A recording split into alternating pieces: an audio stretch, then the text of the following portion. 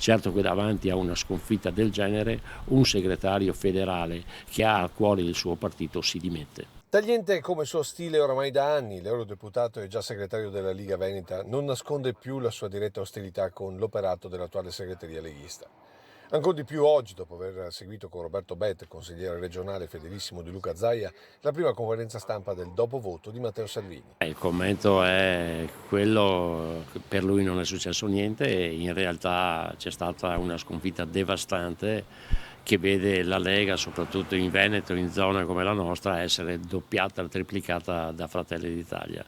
Questa è una sconfitta che arriva proprio per errori di segreteria, per errori dello stesso Salvini e soprattutto dello staff che poi lui ha calato sul territorio con nomi e cognomi, con i responsabili che sono i vari Fontana, i vari Stefani, Ostellari, Bitonci, che naturalmente hanno fatto sì e hanno tutelato solo ed esclusivamente il loro posto a Roma, non certo il territorio. Per Dare è proprio il territorio che ora deve chiedere un cambio di passo attraverso i congressi, peraltro accennati da Salvini.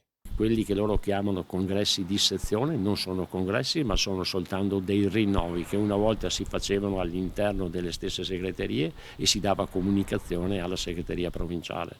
Per fare i congressi invece provinciali mi pare che i tempi siano lunghi, anzi si fa di tutto per non farli. E qui Dare chiama in causa i collaboratori di Salvini, chiamati ironicamente non cerchio magico ma pattuglia acrobatica. Una situazione che secondo l'eurodeputato porterà sempre più in basso la Lega, con un'unica soluzione. Bisogna che Matteo Salvini passi la mano a Federica, si vada ai congressi in maniera chiara, semplice. Fare i congressi, siamo 3 anni e mezzo che si cerca di fare un congresso, non lo si vuol fare. Il congresso vuol dire dare legalità e soprattutto autorevolezza ai segretari eletti con un consiglio direttivo e quando si è nella collegialità sicuramente si sbaglia meno.